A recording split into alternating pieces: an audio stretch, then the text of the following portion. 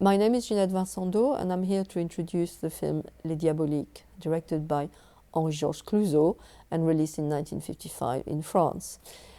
Les Diaboliques is a suspense film, it's a thriller, and at the end of the film there is even a text by Clouzot which tells the spectator not to spoil it by telling their friends about it. He says, don't be diabolical, don't tell people about the film. And I'm afraid I'm about to be diabolical and probably reveal some aspects of the suspense and of the plot. Les Diaboliques then came out in 1955 and it was hugely successful. It would be actually Clouzot's most successful film of his entire career.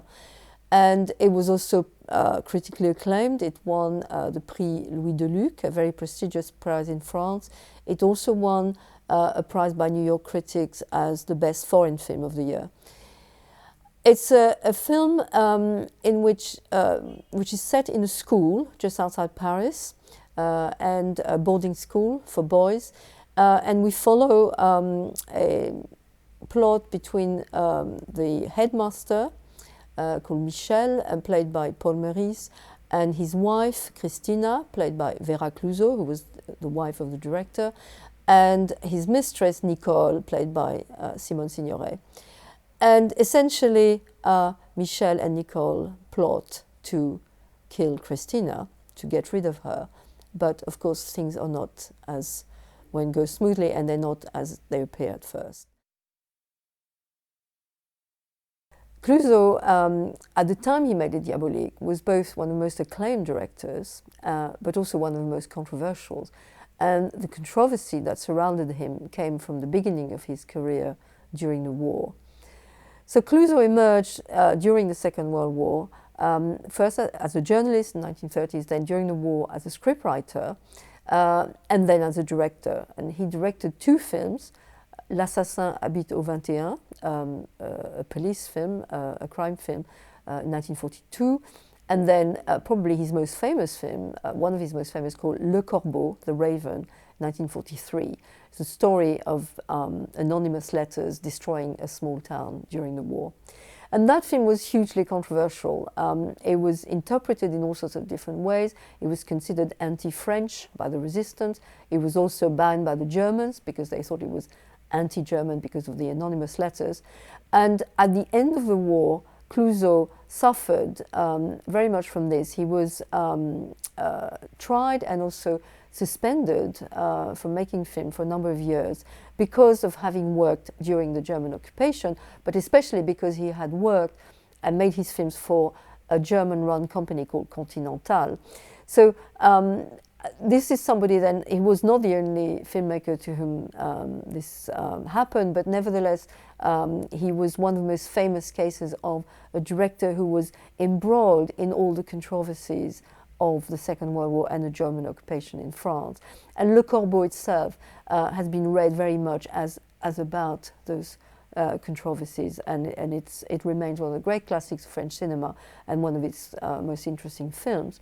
Despite being suspended at the Liberation, Clouzot was able to work again fairly quickly, and his career took off actually very successfully again in the post-war period, with films like Quai des Orfèvres in 1947, The Wages of Fear in 1953, and also Les Diaboliques in 1955, and then La Vérité in 1960 with Brigitte Bardot.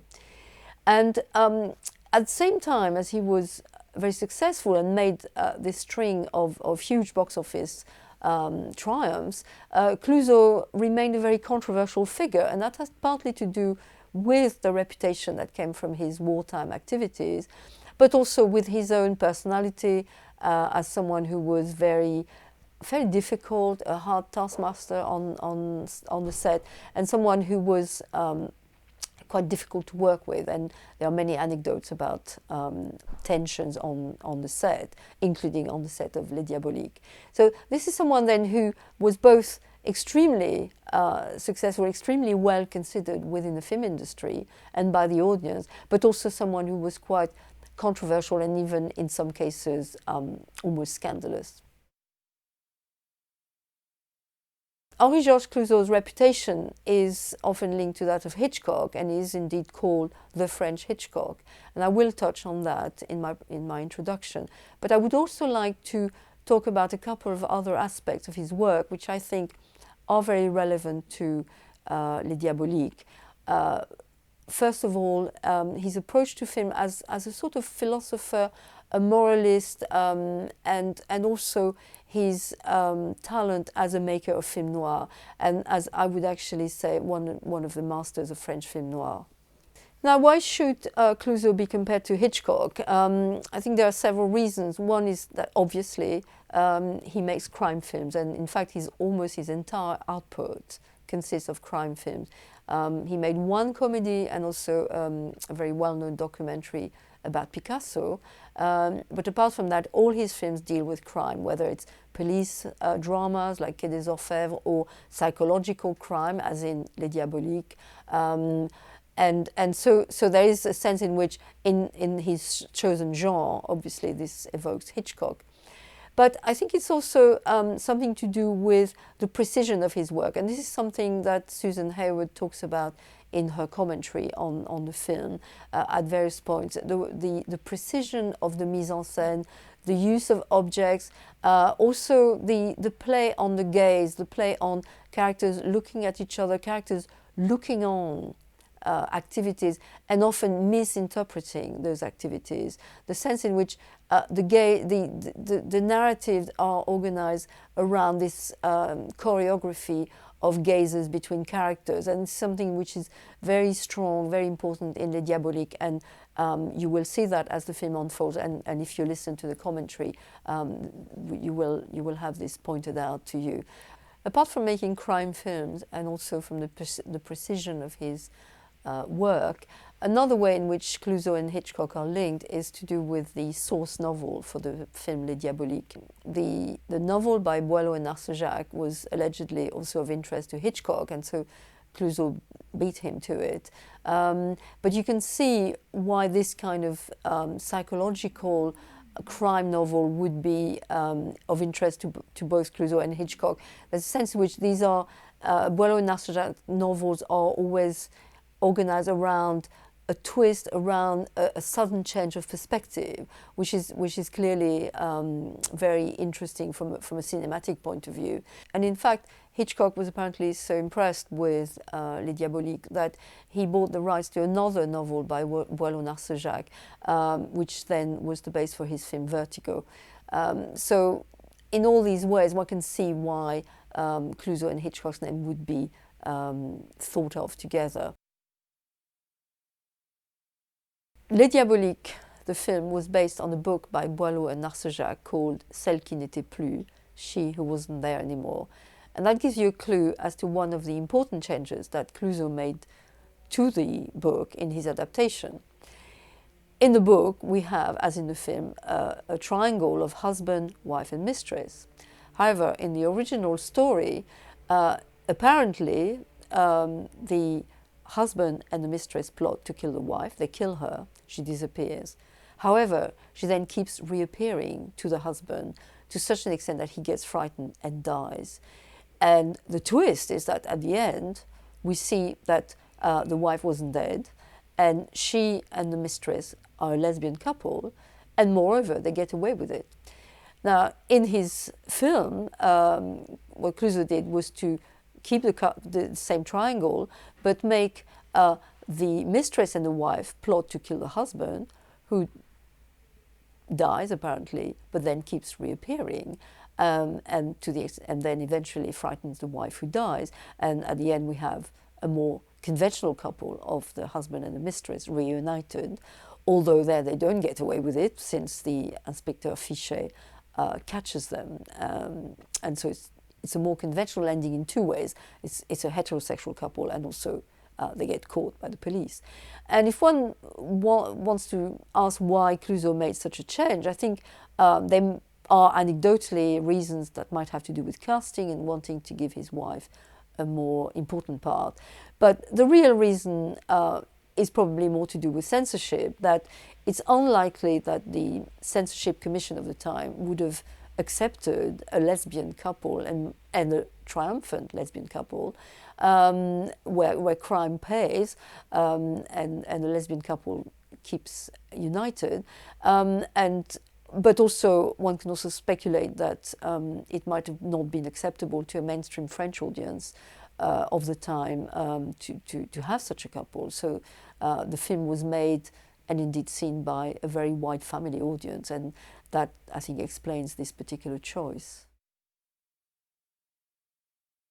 Right from his film Le Corbeau, Clouzot was well known for being an extreme pessimist, a cynical filmmaker, a maker of films which express a worldview that seems to be entirely steeped in negativity.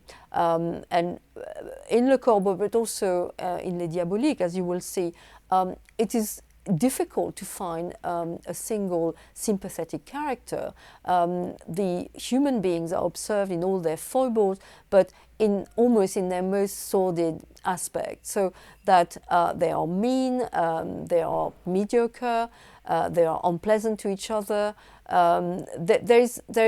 It's very difficult to find any redeeming values, any redeeming moral aspects of these characters.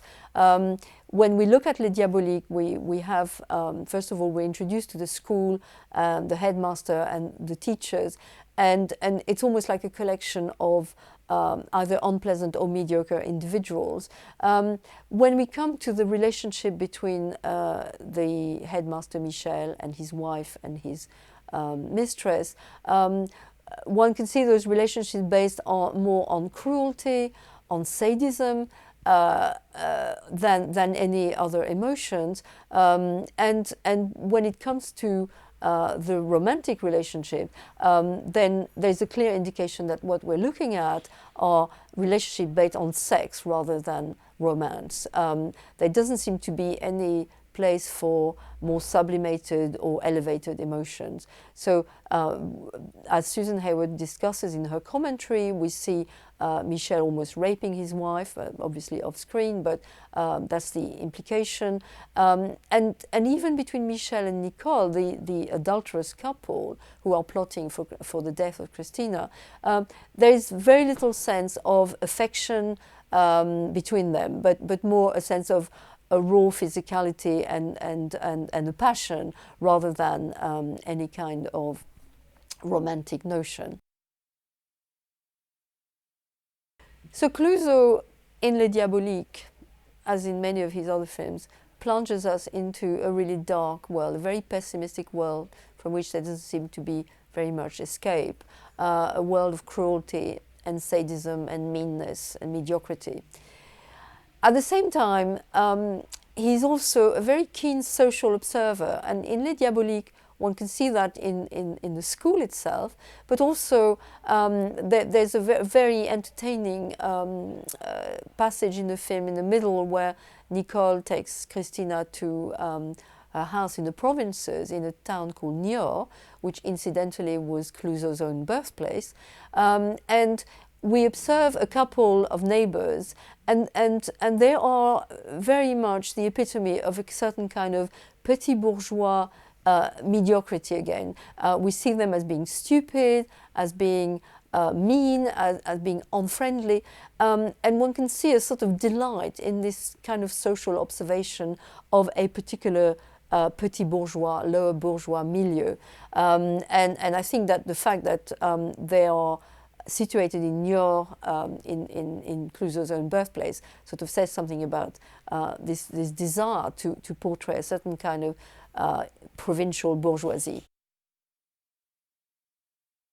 As an unflinching observer of human foibles and human cruelty, and also as a very sharp critic of French society, in particular the bourgeoisie, Clouzot was very much in the French tradition of social realism and noir realism, which characterized a whole current of French cinema of the 1950s, which included the work, for example, of Yves Allégret, as well as Clouzot. And these films were characterized by this darkness and this pessimism. And it's interesting to compare them with the poetic realist films of the 1930s, films like Le Quai des Brumes or Le Jour se lève, Because whereas those films were equally dark and pessimistic and usually ended up in death or suicide or crime, there was a sense of escape through romance, through love, through the desire to go elsewhere, even if that desire was thwarted at the end. But in the films of the 50s, it's almost like the hope and the desire and the romance have disappeared. And what we're left with is the very stark and very dark pessimism and the noirness of the film. And if one asked oneself why this is the case, one obvious answer is the war. The fact that the war and the German occupation were a very traumatic period for France, for French history, for the military, for French masculinity. And one can see this very dark, pessimistic trend in French cinema in which we can place Les Diaboliques as then related to that trauma of the war, as a form of taking stock of the disillusion also that followed the war. Now, later on in the 50s and in the 60s, France would go through very important changes, a new era, a new wave in cinema. But in the mid-50s, one is still in that aftermath of the war. And I think a film like Les Diaboliques, although it doesn't necessarily make any clear reference to it, can be read as belonging to that aftermath of the war. And in a sense, its misanthropy and in some respect its misogyny can be read in that particular light as being a product of and a reaction to what had happened to France during the war.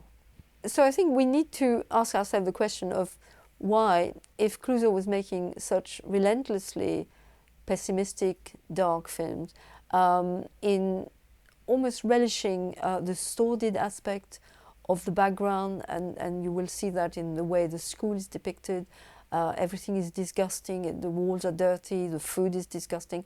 The characters are all unsympathetic, their motivations are base or sordid, they're mean, they're cruel, they're hypocritical, etc. So we really need to ask ourselves, if Clouzot was making films with such dark and negative aspects, how come he was so popular? And I think that it's interesting to reflect on that.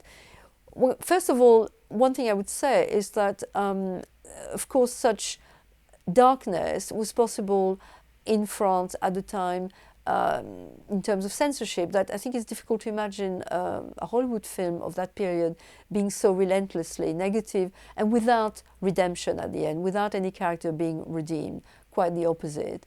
French censorship was more interested in politics, and it's interesting to think that Clouzot had wanted to make films about colonial wars, about Indochina or Algeria, couldn't do it because the censorship would have been too strong to allow him to do so. On the other hand, depicting base human emotions and sexual relationship and so on is not something that was a problem at the time. So in that sense, his films are very French in being able to portray such negative feelings and characters in what was a mainstream film, a major project with big stars, and which was actually seen by a large audience. Other reasons, I think, we have to look for in the pleasure in the lucidity of this filmmaking, the sense that we are looking at characters and situations with that kind of unflinching gaze. And I think that whereas it might be seen as depressing and pessimistic, it is also, there's a pleasure in this kind of lucid look at the situation. Another reason to understand the success of Clouzot's film, despite their darkness, their cruelty and their cynicism, is his supreme ability to manipulate the aesthetics of film noir. And we can look at Les Diaboliques as one of the prime examples of French film noir of the period. There is, first of all, the pleasure in plotting, in following the twists of the story, the reversal of situation, the suspense, the surprises, which I don't want to spoil too much for you if you haven't seen the film already. But more importantly, there is Clouzot's ability to manipulate the visual aesthetics of film noir. And Les Diaboliques contains extended scenes, including the end sequence, which are really beautiful examples of noir cinematography and camera work, where there is use of chiaroscuro, a lot of contrast between light and dark, a very expressive use of light and on the decor, on the face of characters and so on. So it's a film which really is one of, I think, the best examples of French film noir of that period. And it can be watched very pleasurably just for that reason. And it's also, I think, something that also belongs to film noir and which we can relate to American film noir, and that is the kind of sardonic humor of the film, which does to some extent relieve the darkness and the pessimism. That Les Diaboliques is scripted in a way which is very pleasurable and may not be totally perceivable for audiences who don't speak French, but the dialogue is extremely sharp. It's full of witty remarks, of jokes, and it is supremely well delivered by the actors. So there's something which is one of the pleasures of the film is counter to the noir characters and noir visuals is the humor and the very sardonic humor of the film. The character of Michel, the headmaster, is particularly adept at using it, but it's in all the characters. So it's watch, especially for French speakers, watch for the script and for its humor. In her commentary, Susan Hayward quite rightly points out the importance of Simone Signoret, great star of the period, in the part of Nicole, as well as her relationship with Vera Clouzot, who plays Christina, the wife, and who was the wife of the director, Henri Clouzot. I think it's interesting, as Susan says, that the film, we can see how Clouzot tried to give prominence to his wife and was indeed trying to turn her into a star. Not very successfully, it has to be said, that Vera Clouzot is not a very expressive actress. And interestingly, even though she's given twice as many close-ups as Simone Signoret, what we remember from the film, the image that remains with you, is that of Signoret. She was an actress of huge power and expression, and somebody who had made her name in a number of films at the end of the war, and also especially with a great classic called Casque d'Or, as a powerful figure, sometimes as a femme fatale, sometimes as a very sexual woman. And Signoret was a star who was able to express female power and female strength in a way which is very unusual for the time. So that it's really interesting how in this film, despite everything being stacked up against her, she effortlessly rises above that and is indeed the star of the film. But I'd like to say a few words about the other actors. The Les Diaboliques is very typical of what was known at the time as the tradition of quality, sort of very quality mainstream classical filmmaking of the period. And indeed the cast includes a number of great actors from the stage and from cinema who were the backbone of French film of the period. And I would mention, first of all, Paul Meurice, who plays Michel, and who's a great stage star. And I think he has that sardonic quality which goes so well with the dialogue of the film. And his theatrical delivery also works well with the sardonic humor of the film. There's a sort of distance with everything he says, and that actually, I think, comes from his experience on stage. Somebody else who needs to be mentioned here is Charles Vanel, who plays Inspector Fichet, the policeman, who comes in the second half of the film. And it's very unusual, actually, for a film to use such a big star in what appears as a a bit part. We don't see him in the first half of the film, but for a French spectator of the time, the second Charles Vanel appears as a sort of very shabbily dressed and shabby retired police inspector who sort of comes into the story almost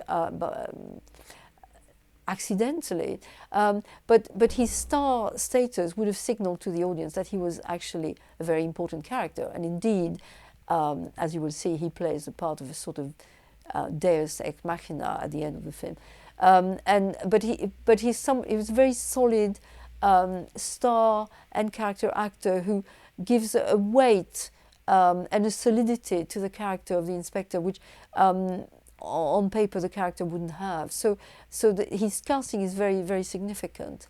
And I would just also mention that one of the pleasures for spectators today in watching the film is, apart from Signoret, apart from Paul Meurice, and apart from Charles Vanel, is to look also in the small part as number of actors who would become actually much more important. And one I mentioned is Michel Serrault, who plays one of the teachers in the school and became one of the great stars of French cinema in the 80s and 90s. But also, anecdotally, perhaps, somebody who became extremely famous also appears in the film as one of the boys, and that is Johnny Hallyday, who became, of course, one of France's biggest rock stars. And if you look carefully in The Mass of Children, especially in the scene where they are being photographed for the school photograph, you will see him as a pretty blonde boy just behind Simone Signoret. So it's an anecdotal point, but it's one of the pleasures is trying to spot Johnny Hallyday in the group of boys in the film. I've talked about a number of ways in which Les Diaboliques was a huge success at the time, and indeed has remained one of the great classics of French cinema. Its tight plotting, its deployment of noir aesthetics, its very sharp, critical look at a particular section of French society, its dark, pessimistic outlook on human nature. But I think I would like to end with the words of one critic at the time in the journal Art, who very perceptively said that what was exceptional about the film was the perfect equation between the skills of the criminals we watch on screen as they go about their devilish plot, and the equally devilish skills of the director. And I think that's probably one of the best assessments of this wonderful film.